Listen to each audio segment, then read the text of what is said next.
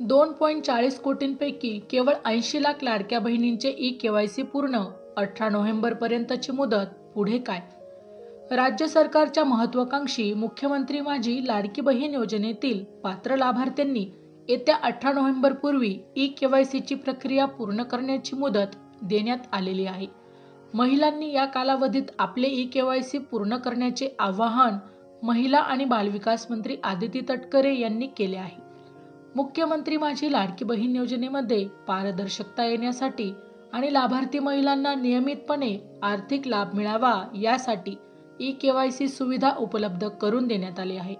18 September 2025 पासून ladkibaheen.maharashtra.gov.in या अधिकृत संकेतस्थळावर ई-केवायसी सुविधा उपलब्ध करून देण्यात आली आहे.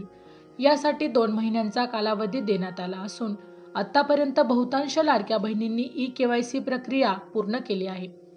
उर्वरित लाभार्थी महिलांनी 18 नोव्हेंबर 2025 पूर्वी ई-केवायसीची प्रक्रिया पूर्ण करावी असे आवाहन तटकरे यांनी केले आहे. लाडकी बहीण योजनेसाठी राज्य सरकारने कुटुंबाचे उत्पन्न 2.5 लाखांच्या आत असावे अशी अट टाकली आहे. मात्र अनेक अपात्र महिला या योजनेचा लाभ घेत असल्याचे दिसून आले आहे. त्यांना वगळण्यासाठी राज्य सरकारने ई-केवायसी बंधनकारक केले आहे. मिळालेल्या माहितीनुसार 2 महिने उलटले तरी अद्याप अर्ध्याही लाभार्थी महिलांचे केवायसी पूर्ण नाही. तांत्रिक अडचणींमुळे 2.40 कोटी महिलांपैकी केवळ 80 लाख महिलांचीच ई-केवायसी पूर्ण झाली. त्यामुळे विभागासमोर मोठे आव्हान उभे राहिले आहे. महिला व बालविकास विभागाकडून चालवण्यात येणाऱ्या लाडकी बहीण योजनेत सध्या 2.40 कोटी महिला लाभ घेत आहेत. 18 सप्टेंबर महिन्यापूर्वी या महिलांचे ई-केवायसी करण्यास सुरुवात झाली. मात्र कधी OTP येण्यात अडचण तर कधी आधार संलग्नतेच्या अडचणींमुळे महिलांना ई-केवायसीत अडचणींचा सामना करावा लागतोय. लाडकी बहीण योजनेतील 80 लाख महिलांचे ई-केवायसी पूर्ण झाले आहे. 18 नोव्हेंबरच्या आधी ई-केवायसी पूर्ण करण्याचे आव्हान असून त्यासाठी जनजागृती करण्यावर देखील भर देण्यात येत आहे. पुढील आठवड्यापर्यंत जास्तीत जास्त महिलांचे ई-केवायसी पूर्ण करून पुढील निर्णय घेतला जाणार आहे. ही योजना अधिक पारदर्शक करण्यासाठी 18 सप्टेंबर पासून ई-केवायसी करण्यात येत आहे. तांत्रिक अडचणी दूर करण्यासाठी सर्व्हरची क्षमता वाढवून प्रतिदिन 5 लाख ऐवजी प्रतिदिन 10 लाख करण्यात आली आहे. दूर झालेल्या तांत्रिक अडचणी व सर्व्हरची वाढलेली क्षमता पाहता 18 नोव्हेंबरपर्यंत सर्व लाभार्थींचे ई-केवायसी पूर्ण होणे अपेक्षित असल्याचे देखील या ठिकाणी म्हटले जात आहे.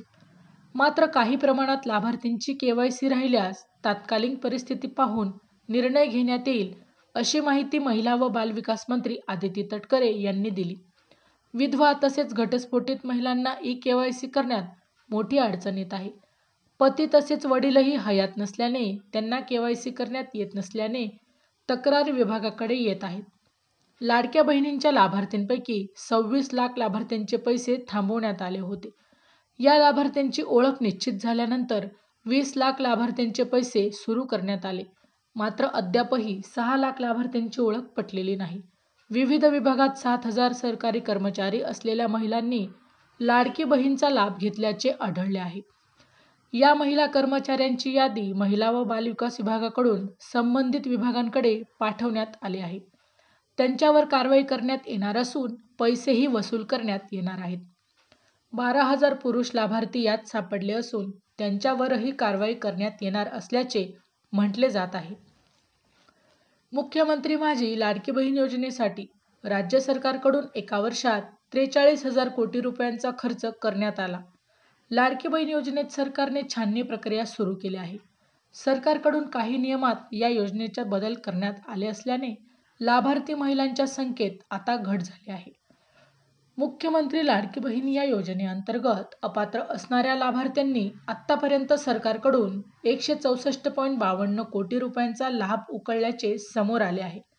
सध्याच्या घडीला 2.41 कोटी महिला या योजनेचा लाभ घेत असून आतापर्यंत महिला व बाल कल्याण विभागाने 26.34 लाख संशयित खाती वगळली आहे. माहिती आवडली असेल तर अवश्य शेअर करा.